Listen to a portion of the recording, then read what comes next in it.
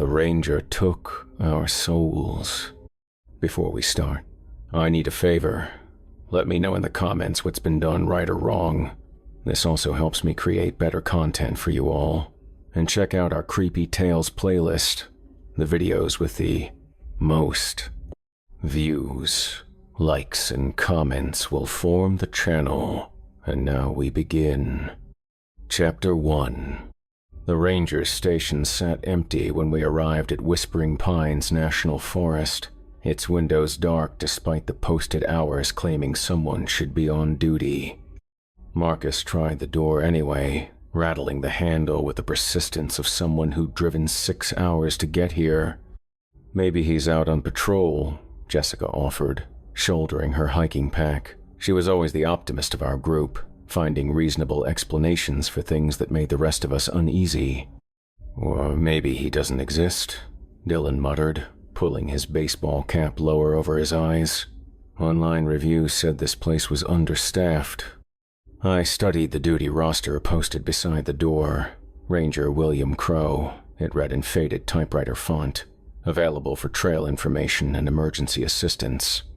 The photo showed a weathered man with deep-set eyes and sharp cheekbones, but the image was so old and sun-bleached it could have been anyone. "We don't need a babysitter," Amanda said, consulting her GPS device. "The trail markers are clear enough. We follow the red blazes for 12 miles to Devil's Backbone Ridge, camp overnight, then loop back via the Blue Trail." She was right, of course. We'd hiked together for 3 years now, ever since college. We knew how to read maps, purify water, and set up camp without destroying the environment. But something about the empty ranger station left me unsettled. "Did anyone else notice there are no other cars in the parking area?" I asked. Marcus looked around, taking in the empty gravel lot and the forest that pressed close on all sides. "It's Tuesday in October. Not exactly peak hiking season." "Still," I persisted. "You'd think there'd be someone else here, day hikers, at least." Dylan kicked at a pile of dead leaves. "Maybe there's a reason for that." "What's that supposed to mean?" "Nothing. Just, I've been reading about this place online, some weird stories." Jessica rolled her eyes. "Here we go. Let me guess. Ancient Indian burial ground, cursed forest spirits?" "Actually, yeah, sort of."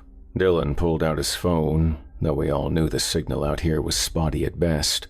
There have been disappearances. People who went hiking and never came back. "That happens in every national forest," Amanda said dismissively. "People get lost, fall off cliffs, have heart attacks in the wilderness. It's not supernatural." "But the bodies are never found," Dylan continued. "And the few people who've been rescued, they tell strange stories about being followed by something that wore different faces." A chill ran down my spine that had nothing to do with the October air. "What kind of different faces?" "Other hikers, park rangers, sometimes even people they recognized." Dylan's voice dropped lower.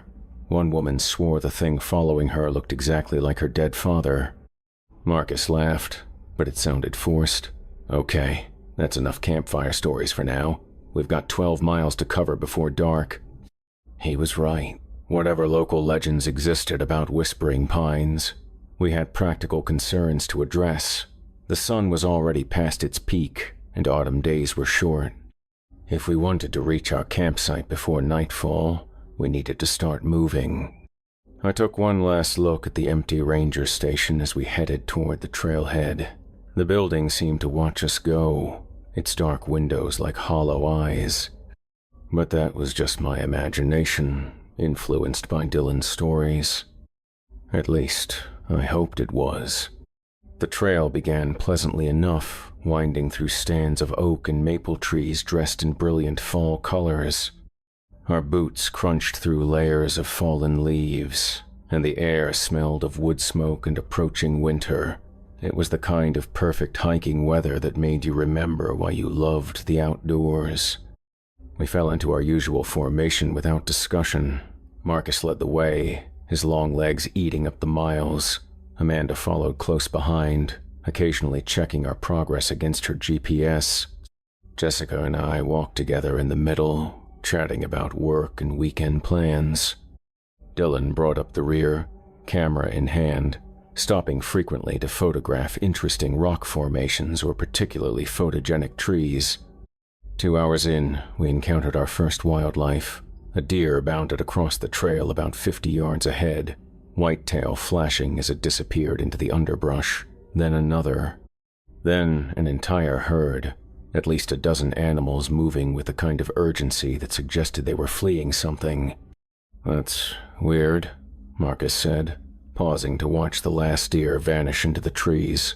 "They're running like something spooked them." "Maybe they caught our scent," Jessica suggested. "Deer don't usually run from humans like that," Amanda said, consulting her field guide. "Not unless they're being hunted."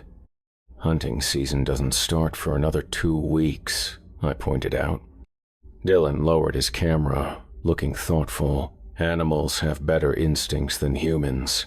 Maybe they're sensing something we can't."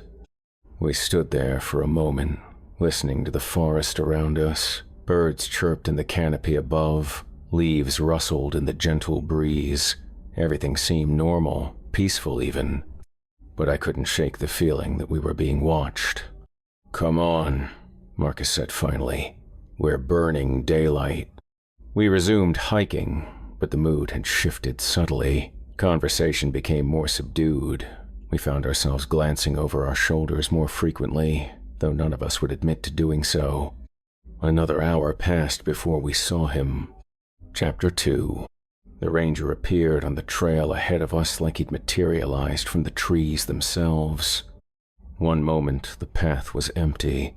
The next, he was standing there in his dark green uniform, hands clasped behind his back, watching our approach with unblinking eyes. "Good afternoon, folks," he said as we drew near. His voice carried an odd resonance, like it was coming from somewhere deeper than his throat. "I'm Ranger Crow. I see you've missed checking in at the station." Marcus stepped forward, extending his hand. "Sorry about that. We tried, but nobody was there." The ranger looked at Marcus's outstretched hand for a long moment before shaking it. His grip was cold, firm to the point of being uncomfortable. "I was conducting a patrol," he said, "checking for signs of unusual activity." "What kind of unusual activity?" Jessica asked. Ranger Crow's gaze shifted to her, and I noticed his eyes were an unsettling shade of yellow-green, like sunlight filtering through deep water, the kind that makes deer run in broad daylight, the kind that leaves tracks that don't match any known animal. Dylan's interest was immediately piqued. "What sort of tracks?" "Large, bipedal, but not quite human." The ranger's expression remained perfectly neutral as he delivered this information. "I don't suppose any of you have seen anything out of the ordinary?" We exchanged glances. The fleeing deer had been strange, but hardly proof of some unknown creature lurking in the woods. "Just the deer," Amanda said. "They seemed spooked by something." "Indeed they were." Ranger Crow nodded slowly. "I'd recommend you folks consider cutting your trip short. Head back to the parking area. Come back another time, when conditions are more favorable." "What kind of conditions?" I asked. "The kind where hikers make it home safely." The words hung in the air like a threat. Marcus shifted uncomfortably, his pack creaking with the movement. "With all due respect, Ranger," he said, "we've been planning this trip for months. We're experienced hikers, we have all the proper gear, and we filed our route plan with the local authorities, unless there's an official closure or safety advisory." "There is no official closure," Ranger Crow interrupted. "Consider this an unofficial recommendation from someone who knows these woods better than anyone." "How long have you worked here?" Jessica asked. The ranger's smile was thin and cold, longer than you might think. He stepped aside, gesturing for us to continue down the trail. "But if you're determined to proceed, then I suppose I can't stop you. Just remember, the forest has its own rules, its own justice. Those who respect it prosper, those who don't." He left the sentence unfinished, but the implication was clear. We walked past him in uncomfortable silence, our boots scuffing against the packed earth of the trail. I could feel his eyes following us, boring into my back like laser beams. When I finally worked up the courage to look over my shoulder, he was gone. "That was creepy," Dylan muttered once we were out of earshot. "Guy was just doing his job," Marcus said, but his voice lacked conviction. "Park rangers are supposed to warn people about potential dangers." "Did you see his eyes?" Jessica whispered. "They were wrong somehow." "Wrong how?" Amanda asked. "Too bright, too aware, like an animal pretending to be human." We hiked in silence for another mile, each lost in our own thoughts. The encounter with Ranger Crow had left us all unsettled, though none of us wanted to admit it. The forest around us seemed to have grown darker, more oppressive. The cheerful autumn colors now looked like warning flags. It was Dylan who first noticed we were being followed. "Don't look back," he said quietly, "but there's something moving in the trees parallel to the trail, about 50 yards to our left." My skin crawled. "What kind of something?" "I can't tell. It's keeping pace with us, but staying hidden in the underbrush." Marcus slowed his pace, allowing the rest of us to bunch up closer together. "Animal or human?" "Moving like a person, but wrong. Too fluid, too quiet." Amanda unclipped a whistle from her pack. "Should I signal for help?" "Who would hear us out here?" I asked. The question hung unanswered. We were miles from the nearest road, farther still from any other hikers. If something happened to us, it could be days before anyone noticed we were missing. "Maybe we should turn back," Jessica said, voicing what we were all thinking. "And encounter Ranger Creepy again?" Dylan shook his head. "No, thank you." "The camping area is only 3 more miles," Marcus said, checking his map. "We push forward, set up camp, and reassess in the morning." It wasn't a great plan, but it was better than retreating into the unknown. We picked up our pace, boots drumming against the trail as we hurried toward our destination. The thing in the trees kept pace with us effortlessly. As the sun began to sink toward the horizon, casting long shadows through the forest, I couldn't help but think about Dylan's stories, about people who disappeared without a trace, about things that wore familiar faces, about the cold, knowing smile of a ranger who claimed to know these woods better than anyone. We reached the camping area just as twilight settled over the forest like a heavy blanket. Chapter 3. The designated camping area was nothing more than a small clearing beside a creek, marked by a weathered wooden sign and a fire ring constructed from blackened stones. We set up our tents quickly and efficiently, years of practice making the process almost automatic despite our growing unease. "I'll gather firewood," Marcus announced, though his voice carried less enthusiasm than usual. "I'll come with you," I offered. "Nobody should be alone out here." "Me too," Jessica added. That left Amanda and Dylan to finish setting up camp and start preparing dinner. As we ventured into the trees surrounding our campsite, flashlight beams cutting through the gathering darkness, I tried to convince myself that our paranoia was unfounded. The wood gathering went smoothly at first. Dead branches were plentiful, and we had enough dry kindling for a good fire within 20 minutes. It was when we were heading back to camp that Marcus stopped abruptly. "Do you hear that?" he whispered. I strained my ears, listening past the sound of our own breathing and the distant murmur of the creek. At first I heard nothing unusual. Then, carried on the evening breeze, came the sound of voices. Multiple voices, talking and laughing like people enjoying a casual evening around a campfire. But the voices were coming from deeper in the forest, nowhere near any official camping area. Other hikers? Jessica suggested hopefully. There were no other cars in the parking lot, I reminded her. Maybe they came in from a different trailhead. The voices grew closer, and I could start to make out individual words. Someone was telling a story about a bear encounter. Someone else was complaining about sore feet. They sounded perfectly normal, perfectly human, which was somehow more unsettling than if they'd sounded monstrous. "We should get back to camp," Marcus said. We hurried through the trees, arms full of firewood, guided by the glow of Amanda's flashlight. She and Dylan had done good work in our absence. Both tents were properly staked and our gear was organized around the fire ring. "Any luck with dinner?" Jessica asked, dropping her armload of branches. "Trail mix and energy bars," Dylan replied. "I didn't want to start cooking until we had a fire going." Marcus began arranging kindling in the fire ring. "Did you guys hear voices while we were gone?" Amanda and Dylan exchanged glances. "What kind of voices?" Dylan asked. "Other campers, it sounded like, but they seemed to be moving around in the woods instead of staying at a campsite." "Moving toward us," I added. Dylan's expression grew troubled. "We heard something too, footsteps circling our camp, but every time we shined a light in that direction, nothing was there." The fire caught with a cheerful crackle, casting dancing shadows that made the surrounding trees seem to writhe and move. We huddled close to the flames, grateful for both the warmth and the light. "This is ridiculous," Amanda said after we'd eaten our meager dinner.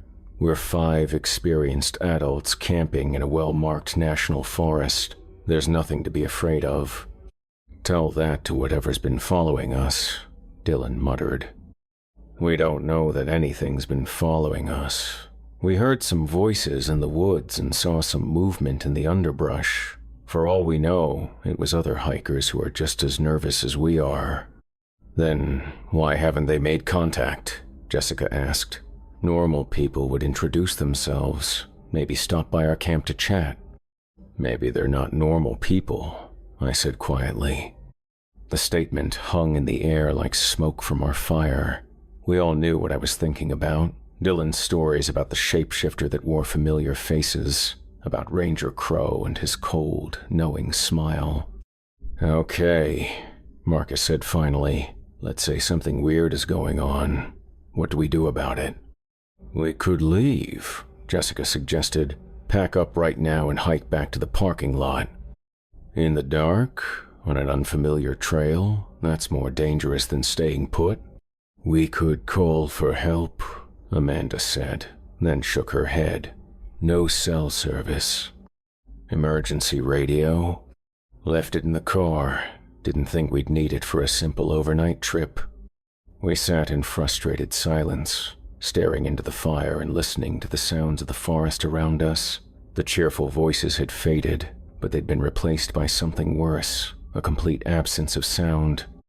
No insects chirping, no small animals rustling through the leaves, no owls calling from the treetops. It was as if every living thing in the forest was holding its breath. "I'll take first watch," Marcus announced. "Someone should stay awake, just in case." "Watch for what?" Amanda asked. "Anything that doesn't belong." We divided the night into 2-hour shifts. Marcus would stay up until midnight, then Dylan would take over until 2, followed by me until 4, then Jessica until dawn. Amanda would float as backup if anyone needed relief. It seemed like a reasonable plan. It might even have worked if we'd understood what we were really dealing with. Marcus woke me from my shift at 4 in the morning, his face pale in the dying firelight. "Anything happen?" I asked, rubbing sleep from my eyes. "Dylan never showed up for his watch," Marcus whispered. I looked toward Dylan's tent. The zipper was closed, the structure intact. Maybe he overslept? I checked. The tent's empty, his sleeping bag still there, but he's gone. My blood turned to ice water. Gone where? I don't know. I've been calling for him, but quietly. Didn't want to wake the others until we figured out what happened. I grabbed my flashlight and played the beam over our campsite. Everything looked normal except for Dylan's absence. No signs of struggle, no evidence that anything had disturbed his tent. When did you last see him? He said he was going to answer nature's call around 1:30. That was 2.5 hours ago. People didn't just vanish into thin air. Dylan had to be somewhere nearby, maybe injured or lost in the darkness. But as I swept my flashlight beam through the trees surrounding our camp, I saw something that made my skin crawl. Footprints in the soft earth near the creek, large bipedal tracks that started near Dylan's tent and headed into the forest. Tracks that didn't look quite human. Chapter 4. We woke Jessica and Amanda with the grim news of Dylan's disappearance. Both reacted with the kind of disbelief that comes with being jolted from sleep into a nightmare scenario. He has to be around here somewhere, Jessica insisted, though her voice lacked conviction. Maybe he got disoriented in the dark. For 3 hours, I pointed to the strange tracks near the creek, and these weren't made by hiking boots. Amanda knelt beside the prints, studying them with her field guide flashlight. They're large, human-sized, but the proportions are wrong. Too wide at the heel, too narrow at the toes. Could be a hoax, Marcus suggested hopefully. Someone playing a prank. A prank that involves kidnapping our friend? The reality of our situation was starting to sink in. Dylan was gone, vanished without a trace from a secure campsite. We were alone in a remote forest with something that left inhuman tracks and moved through the wilderness with supernatural silence. We should split up and search for him, Jessica said. Absolutely not, I replied firmly. That's exactly what this thing wants, to isolate us, pick us off one by one. This thing? Amanda's voice rose. You're talking like there's some kind of monster out here. What would you call something that leaves tracks like these? She had no answer for that. Okay, Marcus said, taking charge. We stick together, we search systematically, and we get out of here as soon as possible. Pack everything up, we're leaving. It took us 20 minutes to break camp, constantly looking over our shoulders and starting at every sound. The forest around us remained unnaturally quiet, as if every creature was hiding from something far more dangerous than us. We followed Dylan's tracks away from the campsite, our flashlight beams creating overlapping pools of light in the pre-dawn darkness. The trail was easy to follow at first, disturbed leaves, bent branches, clear footprints and patches of soft soil. But after a quarter mile, the tracks simply stopped. That's impossible, Jessica said, playing her light over the ground. People don't just disappear into thin air. The tracks end at this tree, Amanda observed, examining a massive oak. It's like he just went up. I craned my neck, following the beam of my flashlight into the canopy above. The branches were thick enough to support human weight, but I couldn't see any signs that someone had climbed the tree recently. Dylan, Marcus called out, his voice echoing through the forest. If you can hear us, say something. Silence was our only answer. We need to get out of here, I said. Head back to the parking lot, call the authorities, mount a proper search with trained professionals. We can't just abandon him, Jessica protested. We're not abandoning him. We're getting help. But as we turned to head back toward the trail, we found our path blocked. Ranger Crow stood 20 feet away, his uniform immaculate despite the pre-dawn hour. He watched us with those unnatural yellow-green eyes, a slight smile playing at the corners of his mouth. Lost something? He asked. Our friend is missing, Marcus said. We need to report it immediately. Missing? The ranger's smile widened, or perhaps he simply found what he was looking for. What's that supposed to mean? The forest calls to certain individuals, those with sensitivity. Sometimes they answer that call. Amanda stepped forward angrily. Are you saying Dylan left voluntarily, in the middle of the night, without telling anyone? I'm saying the forest has its own ways of recruiting what it needs. The word sent a chill down my spine. Recruiting for what? For the great work, the endless patrol, the sacred duty of protecting these woods from those who would harm them. Jessica grabbed my arm. He's talking about Dylan like he's dead. Not dead, Ranger Crow corrected.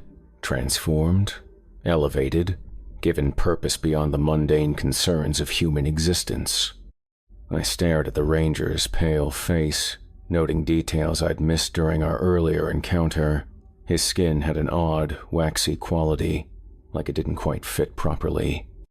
His movements were too fluid, too precise, and his eyes held depths that seemed to stretch beyond what any human skull could contain. You're not really a park ranger, are you? I said. I am exactly what I need to be, he replied, just as your friend is becoming exactly what he needs to be. Where is he? Closer than you think, farther than you could imagine. Marcus took a step toward the ranger, his hands balled into fists. Enough riddles. Tell us where Dylan is, or we're calling the police. With what? Ranger Crow gestured to our phones, all of which showed no signal. And even if you could contact the outside world, who would believe your story? He was right, and we all knew it. Even if we somehow made it back to civilization, how could we explain what had happened? That our friend had been taken by something that wore a park ranger's face? That we'd found inhuman tracks and followed them to a tree where they simply vanished? The sun will be up soon. The ranger continued conversationally. I suggest you make your peace with this place while you still can. The forest doesn't like to let go of what it's claimed.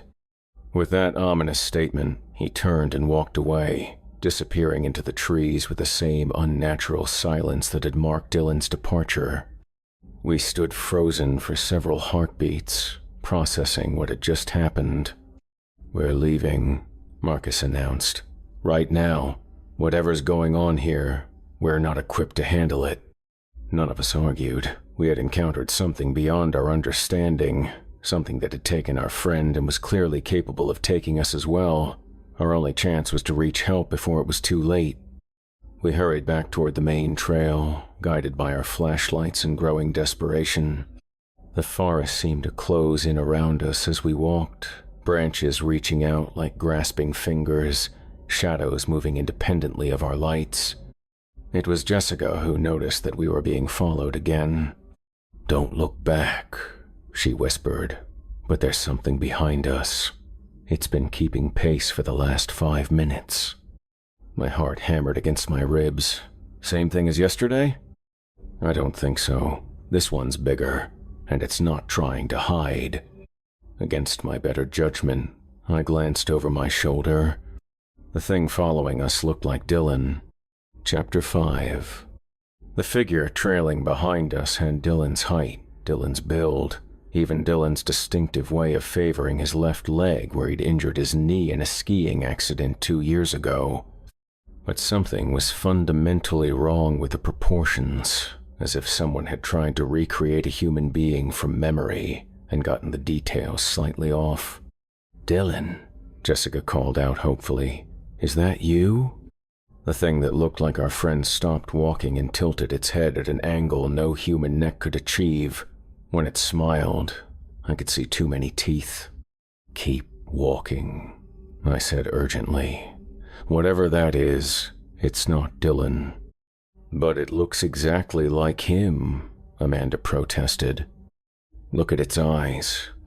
She did, and immediately went pale. The thing wore Dylan's face perfectly, but the eyes were all wrong, too bright, too aware, reflecting our flashlight beams like an animal's. Dylan? It said, and the voice was perfect except for a strange echo, as if multiple people were speaking in unison. Yes, I am Dylan. Your friend Dylan who went into the woods and found such wonderful things. Marcus grabbed Jessica's arm as she started to move toward the creature. That's not him. That can't be him. Why did you leave us? The Dylan thing asked, spreading its arms in a gesture of hurt confusion. I've been looking everywhere for you. I found something amazing, something I want to share. What did you find? Amanda asked, though I could hear the tremor in her voice. The truth about this place, about what lives here, about what we could become if we just let go of our limited human perspective. The creature took a step closer, and I could see that its movements were wrong too fluid, too graceful, like it was floating rather than walking. We need to get out of here, I whispered. But what if it really is Dylan? Jessica asked. What if he's just changed somehow? Changed into what? The Dylan thing laughed, and the sound was like wind through dead leaves. Into something better, something that understands the real purpose of these woods, which is to feed, to grow, to claim what belongs to it. Marcus stepped protectively in front of Jessica. Claim what? Souls, the creature said simply. Consciousness, the spark of awareness that makes humans so much more interesting than mere animals. My blood turned to ice. You're talking about taking people's souls. Taking implies theft. This is more like harvesting. The forest has been cultivating this crop for generations, waiting for the right moment to reap what it has sown. And you're the harvester? The thing that looked like Dylan smiled that too wide smile again. I am one of many. The ranger, the other hikers you heard in the woods, the voices that called to you in the darkness, we are all servants of the deeper purpose. What happened to the real Dylan? Jessica demanded. He is part of me now, his memories, his personality, his essence, all preserved and enhanced by the forest's gift. He is more himself than he ever was in life. In life? Amanda's voice cracked. Are you saying he's dead? Dead is such a limiting concept. He has transcended the biological prison of his human form, as will all of you, in time. The creature took another step closer, and I could smell something wrong with it. Not decay exactly, but the scent of deep earth and old leaves, as if it had been buried underground for years. Stay back, Marcus warned, though his voice shook. Or what? You'll fight me? You'll run? The Dylan thing laughed again. You cannot escape what you are meant to become. The forest has marked you. It knows your scent, your fears, your deepest desires. There is nowhere you can go that it cannot follow. We'll see about that, I said, grabbing a heavy branch from the ground. The creature's head tilted impossibly far to one side. Violence will not serve you here. The forest does not fear your primitive weapons. But it took a step backward as I raised the branch, and I saw something that might have been uncertainty flicker across its borrowed features. It's afraid, I realized. Whatever it is, it's not invulnerable. I fear nothing, the Dylan thing said, but its voice carried less confidence than before. Then why are you backing away? Before it could answer, Amanda suddenly pointed past the creature. Look!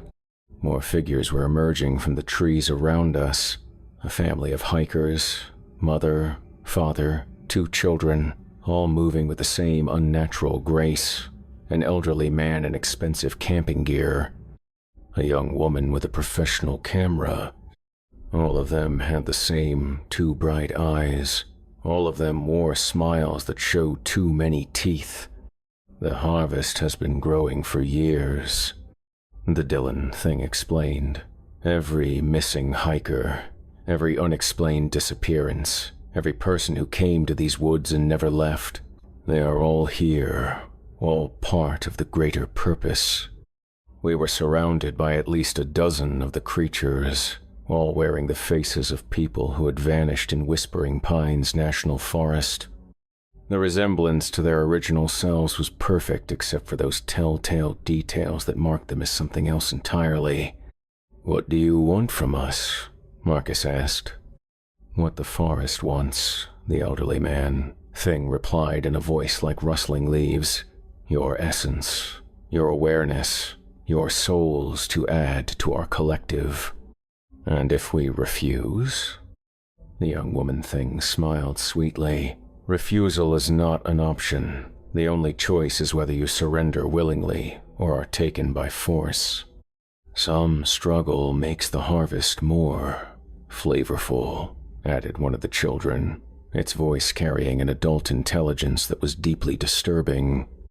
I looked around our group, seeing the same desperate determination in every face. We were outnumbered and outmatched, but we weren't going down without a fight.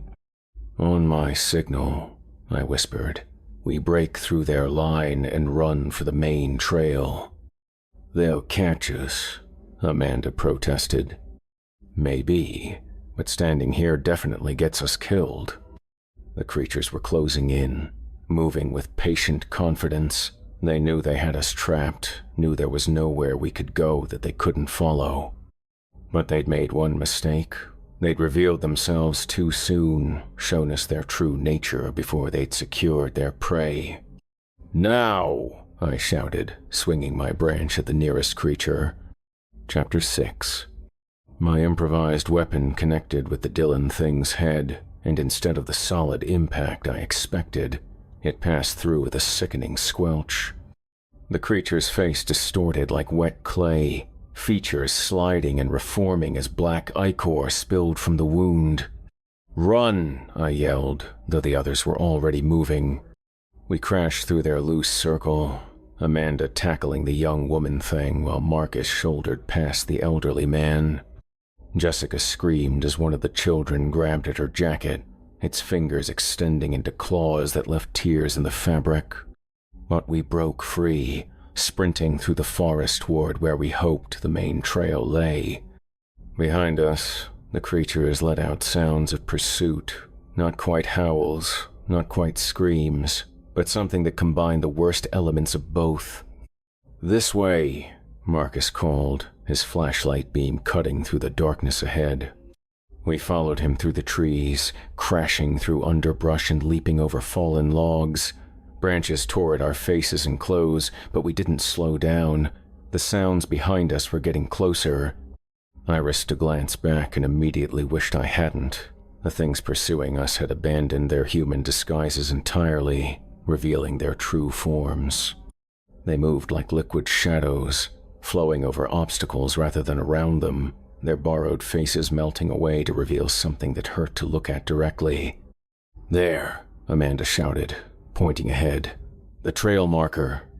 The familiar red blaze painted on an oak tree had never looked so beautiful. We crashed onto the main trail and immediately turned toward what we hoped was the direction of the parking lot. "How far?" Jessica gasped. 3 miles, Marcus replied, checking his GPS. "Maybe 4. "Can we make it?" A horrible shriek echoed from the forest behind us. "We'd better." We ran harder than any of us had ever run before, our flashlight beams bouncing wildly as we pounded down the trail. My lungs burned and my legs ached, but adrenaline kept me moving. The creatures weren't giving up. I could hear them crashing through the forest parallel to the trail, keeping pace despite our desperate speed. Occasionally, one would dart across the path ahead of us, a glimpse of flowing shadow that sent us veering in a different direction. "They're hurting us," I realized. "Hurting us where?" Amanda asked. Before I could answer, we rounded a curve and found our path blocked again, but this time it wasn't one of the shadow creatures. Ranger Crow stood in the middle of the trail, no longer bothering to maintain his human appearance. His uniform hung in tatters on a frame that was too tall, too angular, too wrong to be human. His face had elongated into something predatory, all sharp angles and too many teeth. "You cannot escape what you are meant to become," he said, his voice echoing from multiple directions at once. "The forest has claimed you. You belong to us now." "Like hell we do," Marcus snarled, raising his own makeshift weapon.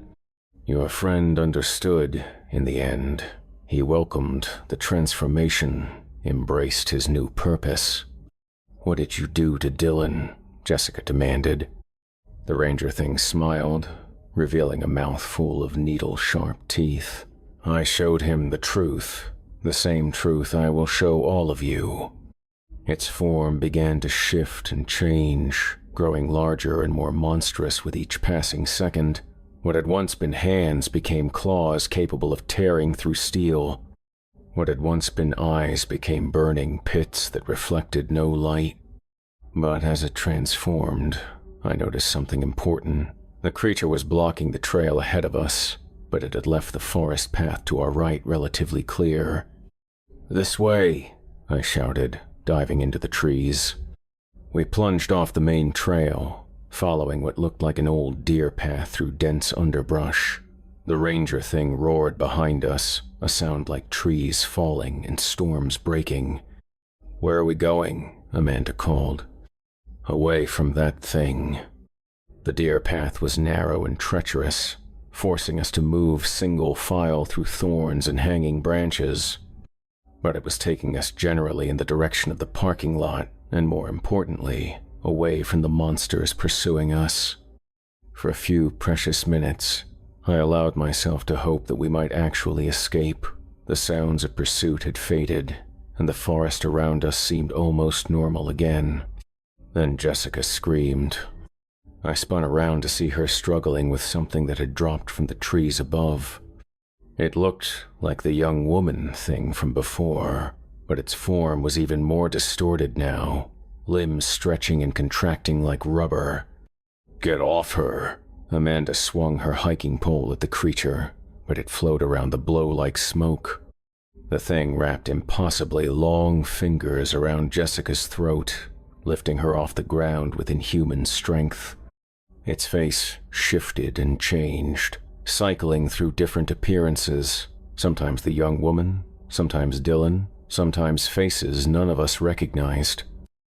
"Your essence calls to us," it whispered in a voice like wind through a graveyard. "So bright, so full of life. The forest hungers for what you carry." Marcus tackled the creature from behind, but his momentum carried him right through its shifting form. He hit the ground hard, rolling through dead leaves and debris. "It's not solid," he gasped. "How do we fight something that's not solid?" I looked around desperately for anything that might help. That's when I noticed the deer path we'd been following was marked with strange symbols carved into the trees. Not random scratches, but deliberate markings that seemed to pulse with their own inner light. "The symbols," I said. "Look at the symbols." The creature holding Jessica hissed and recoiled slightly when I pointed at the nearest carving. For just a moment, its grip loosened enough for Jessica to break free. "They don't like the markings," she realized, backing toward the nearest carved tree. The creature's form became more unstable, flickering between shapes like a broken television signal. "Ancient protections," it snarled, "but they will not save you forever." More sounds of pursuit echoed from the forest around us. The other creatures were closing in, drawn by the commotion. "Follow the symbols," I said. "They're marking a path." We ran deeper into the forest, guided by the carved markings that seemed to repel the shadow creatures. Whenever one of the things got too close, the symbols would flare with that strange inner light, driving them back. But I could tell the protection was limited. The creatures were testing the boundaries, probing for weaknesses, and with each passing minute the light from the symbols seemed to dim. "Who made these?" Amanda asked as we paused to catch our breath. "I don't know," I replied, "but someone knew about these things. Someone prepared defenses." "Previous victims?" Marcus suggested. or previous survivors. The thought gave me hope. If others had survived encounters with these creatures, then maybe we could too. Maybe the symbols would lead us to safety. But as we pressed forward, following the marked path deeper into the forest, I couldn't shake the feeling that we were walking into a trap. Chapter 7. The symbols led us to a clearing unlike any we'd seen in Whispering Pines. Ancient trees formed a perfect circle around a space that felt somehow sacred, protected. More symbols covered every surface, carved into bark, scratched into stones, even burned into the earth itself. In the center of the clearing stood a small cabin that looked far older than any structure should have survived in these woods. Its logs were weathered gray with age, and strange charms hung from the eaves, bones, feathers, and objects I couldn't identify. "Should we go in?" Jessica asked. "Do we have a choice?" Marcus replied, glancing back at the forest behind us. The shadow creatures had followed us to the edge of the clearing but seemed unable or unwilling to enter.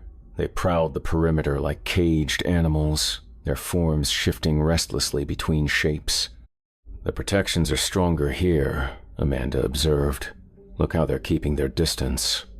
She was right. The creatures moved in agitated circles around the clearing's edge, but they wouldn't cross the line marked by the outermost symbols. We approached the cabin cautiously. The door was slightly ajar, revealing only darkness within, but as we drew closer, I could hear something that made my blood run cold. Voices, human voices, speaking in whispers too low to understand. "Hello," I called out. "Is someone in there?" The whispers stopped abruptly. Marcus pushed the door open wider, his flashlight beam revealing the cabin's interior. It was larger inside than it had appeared from outside, filled with shelves lined with books, jars, and mysterious artifacts. Symbols covered every wall, some carved, others painted in what looked suspiciously like dried blood. And sitting in a chair near the far wall was an old man. He was ancient, his skin like parchment and his hair white as snow, but his eyes were sharp and alert, and when he smiled, I could see that all his teeth were intact. "Welcome," he said in a voice like rustling paper. "I've been waiting for you." "Who are you?" Amanda asked. "My name is Thomas Whitehawk. I am the guardian of this place. The last guardian, it would seem." "Guardian against what?" "Against them." He gestured toward the window, where we could see the shadow creatures still prowling outside, against the things that wear stolen faces and harvest human souls. Jessica stepped forward. "You know about them? You know what they are?" "I know many things. I know that your friend Dylan is lost to you. I know that the ranger you encountered is not what he appears to be. And I know that you have very little time before the protections around this clearing fail." "Fail?" Marcus's voice cracked. "What do you mean, fail?" Thomas stood slowly, his joints creaking like old wood. The symbols derive their power from belief, from the strength of those who carved them. But the last true believer died 3 years ago, and the markings have been growing weaker ever since. He moved to one of the windows, peering out at the creatures surrounding us. They know it too. They can sense the failing power. That's why they've grown bold enough to reveal themselves. "How long do we have?" I asked. "Hours, perhaps. Certainly not past dawn." "Then what do we do?" Thomas turned back to us, his ancient eyes grave. "You have 3 choices. You can stay here and die when the protections fail. You can try to run and be hunted down in the forest, or what? Or you can help me renew the protections, restore the power that has kept these things contained for generations." Amanda crossed her arms skeptically. "And how exactly would we do that?" "The same way it was done originally, with sacrifice with blood, with the willing surrender of something precious. The word sacrifice sent a chill through the cabin. Outside, the creatures seemed to sense our fear, their movements becoming more agitated. "What kind of sacrifice?" Jessica asked quietly. "Not death," Thomas said quickly. "I am not asking any of you to die, but the symbols require essence, life force. The same thing those creatures hunger for, but given freely instead of taken by force." "You're talking about our souls," Marcus said. "A portion of them, yes. Enough to power the protections for another generation. You would survive, but you would be diminished, weakened. Some part of you would remain here forever, bound to this place." I looked around at my friends, seeing the same desperate calculation in every face. We were trapped with an impossible choice: sacrifice part of ourselves to save the rest, or face certain death at the hands of the shadow creatures. "There has to be another way," I said. "If there is, I have not found it in 60 years of searching." 60 years? Thomas smiled sadly. "I was about your age when I first encountered them. I made the sacrifice then, gave up a piece of my soul to maintain the protections. I have been the guardian ever since, aging slowly, waiting for others who might share the burden. And if we refuse, then the protections fail, the creatures spread beyond this forest, and countless more people suffer the fate of your friend Dylan." The weight of responsibility settled on my shoulders like a lead blanket. We weren't just deciding our own fate anymore. We were deciding the fate of everyone who might ever visit these woods. "How do we do it?" Jessica asked suddenly. "Jessica, no," Amanda protested. "We don't even know if this old man is telling the truth."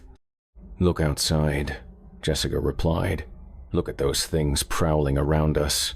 Do you have a better explanation for what's happening here?" She was right.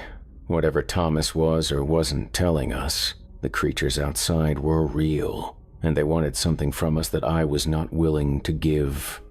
"The ritual is simple," Thomas explained. "Each of you places your hand on the central symbol and speaks your name. The binding takes a piece of your essence and weaves it into the protections. You will feel the loss, but you will live. And the creatures will be contained once more, unable to leave this forest, unable to take any more souls." I thought about Dylan, about the thing that had worn his face and spoken with his voice, about all the other missing hikers who had become puppets of the shadow creatures. "I'll do it," I said. "David, no." Amanda grabbed my arm. "You can't trust him. This could be another trap." "Then what do you suggest? Because those things aren't going to wait much longer." As if summoned by my words, one of the creatures pressed against the invisible barrier surrounding the clearing. The symbols flared weakly, barely strong enough to repel it. "The protections are failing faster than I thought," Thomas said urgently. "You must decide now." I looked at each of my friends in turn, seeing fear and determination warring in their faces. We had come to these woods as ordinary people on an ordinary hiking trip. Now we were being asked to become something else entirely. "Together," Marcus said suddenly. "If we do this, we do it together." The others nodded, even Amanda. Whatever the cost, we would pay it as a group. Thomas led us to the center of the cabin, where a large symbol was carved deep into the wooden floor. It was unlike the others we'd seen, more complex, more powerful, almost seeming to move in the flickering light.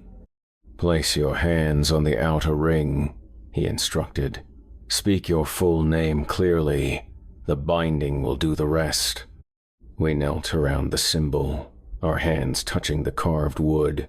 It felt warm, almost alive, pulsing with some hidden energy.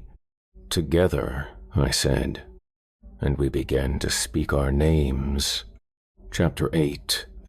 The moment our names left our lips, The symbol beneath our hands erupted with light. But this wasn't the gentle glow we'd seen from the protective markings. This was raw power, burning through the cabin and into the night beyond. Pain shot through my arm where I touched the symbol, racing up to my shoulder and then deeper, into places that had no physical location. I felt something being pulled from the very core of my being, drawn out through my hand and into the hungry wood. Jessica cried out beside me, her face pale in the blazing light. Marcus gritted his teeth, sweat beading on his forehead. Amanda had gone rigid, her eyes rolled back to show only white. But we held on, bound together by shared desperation and the knowledge that letting go meant death for all of us.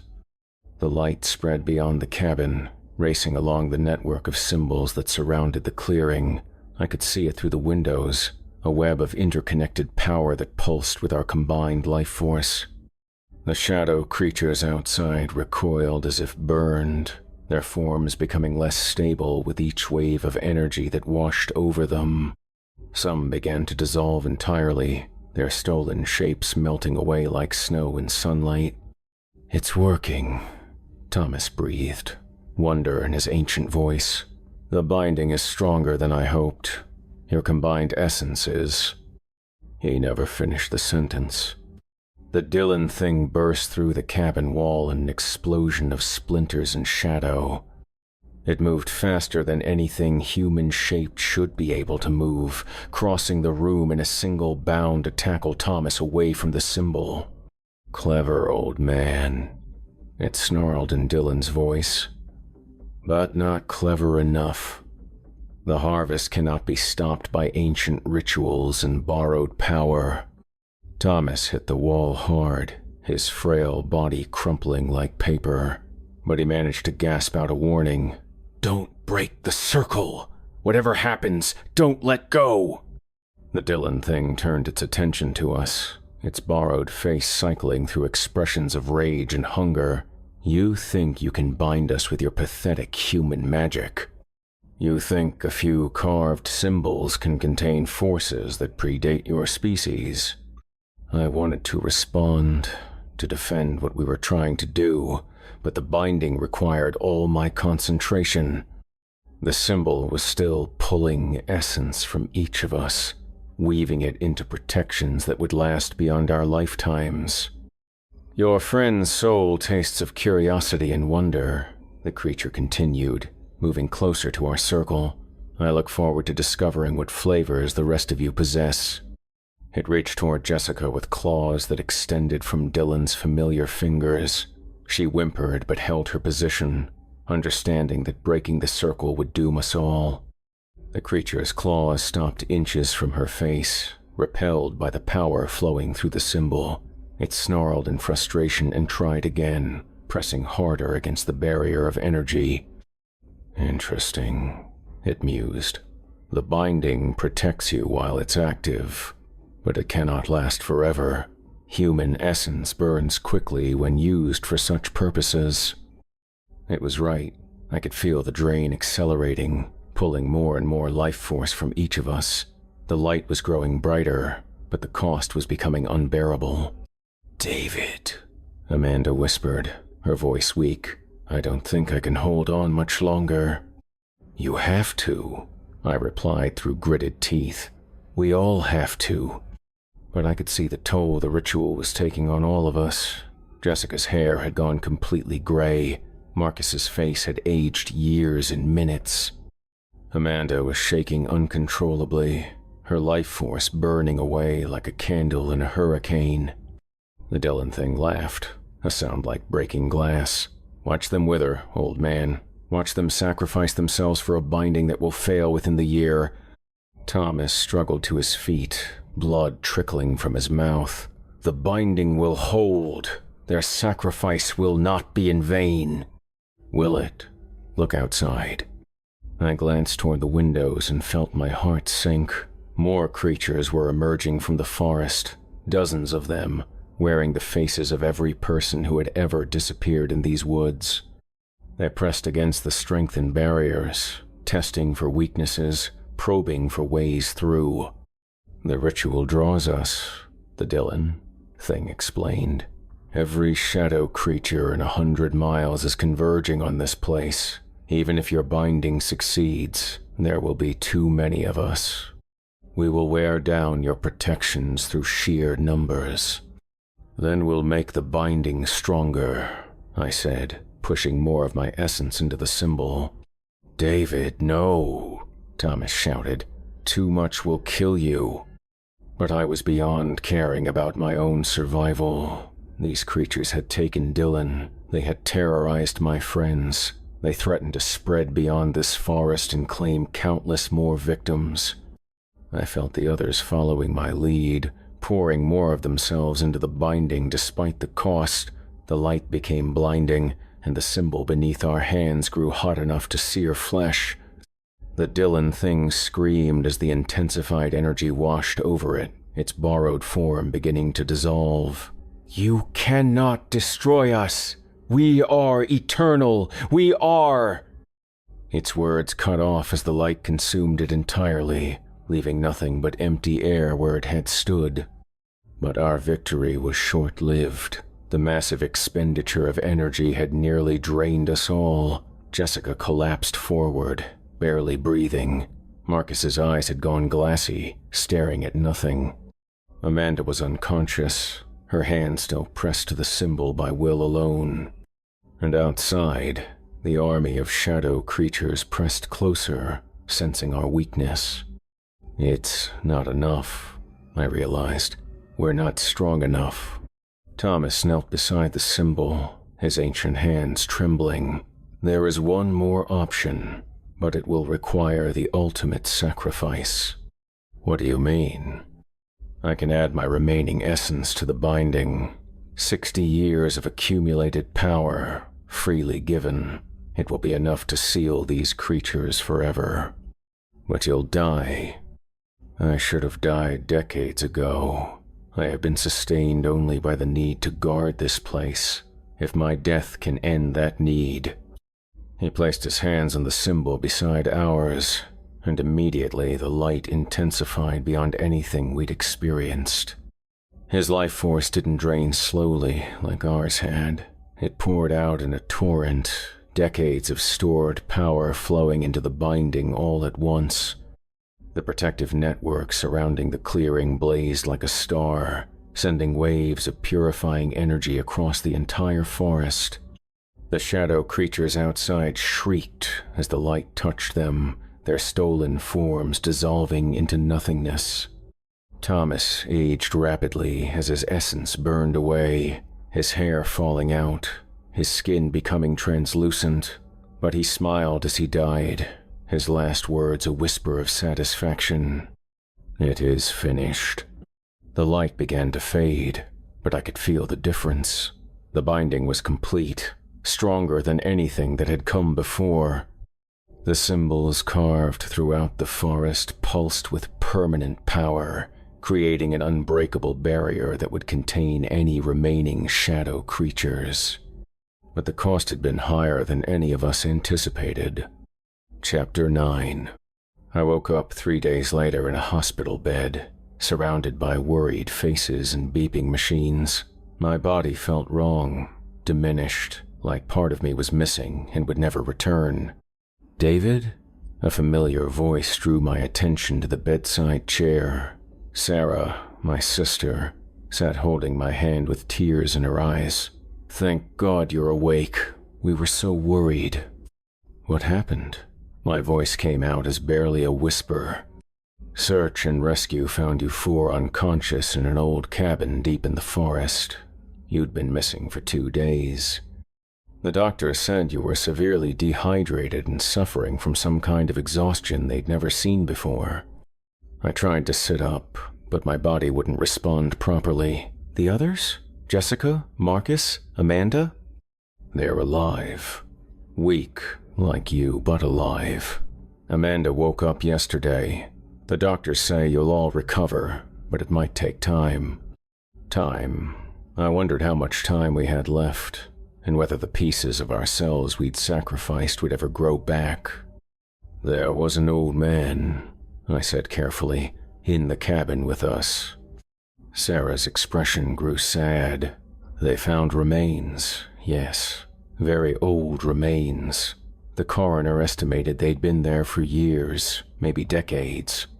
So Thomas had become part of the forest's history, another guardian who had given everything to protect the world from what lurked in the shadows. His sacrifice would be forgotten by everyone except us. What about Dylan?" The question hung in the air for a long moment before Sarah answered. "Still missing. The search teams have been looking, but there's been no sign of him." I closed my eyes, remembering the Dylan thing and its too bright smile. Whatever was left of my friend was beyond any rescue now, consumed by the very creatures we'd fought to contain. "David, what really happened out there?" I looked at my sister's concerned face and realized I could never tell her the truth. Who would believe a story about soul-stealing shadow creatures and ancient protective bindings? It sounded insane even to me, and I'd lived through it. "We got lost," I said finally, "separated in the dark. Dylan must have fallen somewhere, maybe into a ravine or a cave system. The rest of us found shelter and waited for help. It was a lie that would protect both her and the world from knowledge that would only cause harm. The creatures were contained now, locked away behind barriers they could never break. That was what mattered." Sarah squeezed my hand. "I'm just glad you're safe." But I wasn't safe, not really. None of us were. We'd survived our encounter with the shadow creatures, but we'd paid a price that would follow us for the rest of our lives. I could feel the absence where a part of my soul used to be, a hollow space that ached with every breath. It was a permanent reminder of what we'd faced and what we'd sacrificed to stop it. Over the next few weeks, as we recovered and returned to our normal lives, I stayed in touch with Jessica, Marcus, and Amanda. We never spoke directly about what had happened in the forest, but we all carried the same haunted look, the same sense of loss. Jessica's hair remained gray despite her young age. Marcus moved like an old man, his vitality permanently diminished. Amanda had developed a stutter that only appeared when she was stressed or tired. We were survivors, but we were also casualties of a war most people would never know had been fought. Sometimes I dreamed about returning to Whispering Pines, about walking those trails again and checking on the symbols we'd empowered with our sacrifice, but I knew I never would. That chapter of our lives was closed, sealed away like the creatures we'd helped contain. The official reports listed Dylan as missing, presumed dead due to exposure or accident. There would be no mention of shadow creatures or soul-stealing monsters. The truth would remain buried in an old cabin in a forest that few people visited anymore. But sometimes, late at night when sleep wouldn't come, I wondered if our binding would truly hold forever, if the protective symbols would remain strong enough to contain what we'd imprisoned. And I wondered what would happen if they ever failed. Chapter 10. 6 months after our return from Whispering Pines, I received a call that changed everything. "David?" The voice on the phone was shaky, frightened. "It's Amanda. Something's wrong." I sat up in bed, instantly alert. "What kind of wrong?" "The dreams. They're back, but this time they're different." My blood ran cold. After our encounter in the forest, all 4 of us had suffered from nightmares, visions of shadow creatures and stolen faces that haunted our sleep for weeks. But they'd eventually faded as we healed from our ordeal. "What are you seeing?" "The symbols, the ones we empowered. They're flickering, getting weaker." I gripped the phone tighter. "That's impossible. Thomas said the binding would last generations." "I know what he said, but I can see them in my dreams, David. The protective barriers are failing. Have you talked to Jessica or Marcus?" "Jessica's been having the same dreams. Marcus won't answer his phone." I was already getting dressed, pulling on clothes with one hand while holding the phone with the other. "Where is he?" "I don't know, but David, there's something else. something worse. What? In my dreams, I see people, new people, hikers and campers heading toward Whispering Pines, and I see things waiting for them. The implication hit me like a physical blow. If the binding was truly weakening, then the shadow creatures we'd contained might be able to claim new victims, fresh souls to add to their collection. We have to go back, I said. Are you insane? We barely survived the first time. And if we don't try, how many more people will disappear? How many more die-ins will those things create? Amanda was quiet for a long moment. When she spoke again, her voice was steady despite the fear I could hear underneath. Jessica and I will meet you at the old parking area tomorrow at dawn. What about Marcus? If he won't come willingly, we'll drag him. He's part of this whether he likes it or not. I hung up and stared at my reflection in the bedroom mirror. 6 months of recovery had helped, but I still looked older than my years, worn down by the piece of my soul that would never return. But if Amanda's dreams were true, then our sacrifice might have been for nothing. The creatures we'd fought so hard to contain could be stirring again, testing the weakened barriers, preparing for a new harvest. I thought about Dylan, the real Dylan, not the shadow creature that had worn his face. I thought about all the other missing hikers whose essence had been stolen by things that should never have existed. And I thought about the responsibility we'd accepted when we'd placed our hands on that ancient symbol and spoken our names into the binding. We were the guardians now, the only ones who truly understood what lurked in the depths of Whispering Pines National Forest. If the protections were failing, it was our duty to restore them, even if it killed us.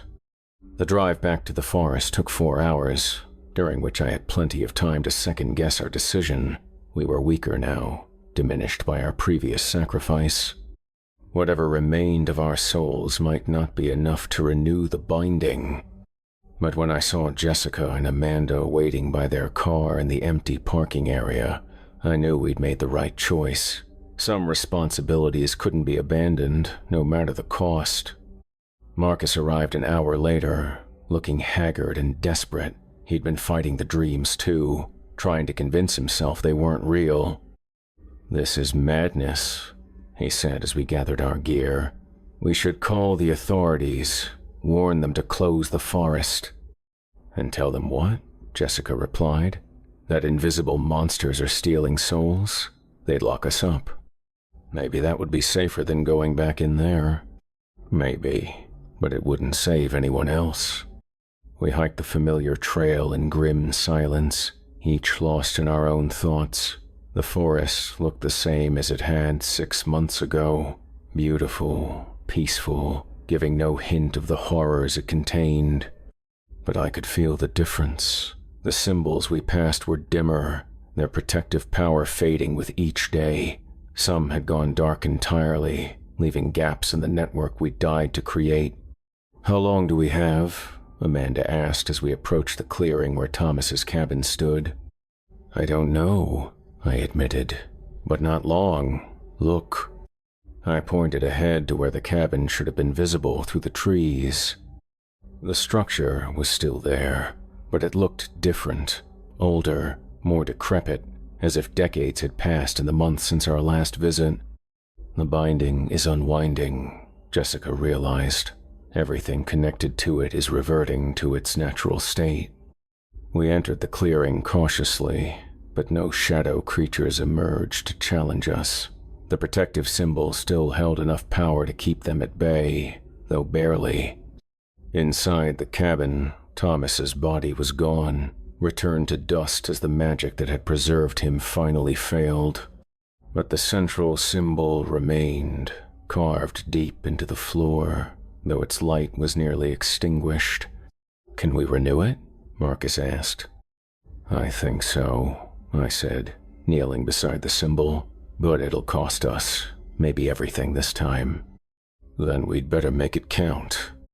We took our positions around the carved symbol, just as we had 6 months before, but this time felt different, final, somehow. I had the sense that whatever happened here would be the end of our story, one way or another. "Together," I said, placing my hand on the warm wood. "Together," they echoed. And for the second time, we spoke our names into the darkness and felt our souls burn away like candles in the wind.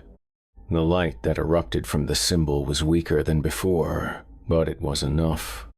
I felt the last of my essence flowing into the binding, strengthening the barriers, renewing the protections that kept the shadow creatures contained. But this time, there would be no recovery. This time, we gave everything. As consciousness faded, I saw the network of symbols blaze back to life throughout the forest. The binding was restored, stronger than ever, powered by the complete sacrifice of 4 people who had chosen duty over survival. The shadow creatures would remain trapped, unable to claim new victims or spread beyond the boundaries of whispering pines. And we would remain as well, part of the forest now, our essence woven into its very foundations. Some might say we were heroes, others might call us fools. But as the darkness closed in around me, I knew we'd made the right choice. The world was safe from the things that wore stolen faces and harvested human souls. And somewhere in the forest, carried on the wind through ancient trees, I could hear Dylan's voice, not the twisted echo of the shadow creature, but the real Dylan, thanking us for setting him free. The ranger had taken our souls, in the end. But we had taken something from him as well, his power, his freedom, his ability to harm anyone ever again. It was, I thought, as everything faded to black, a fair trade.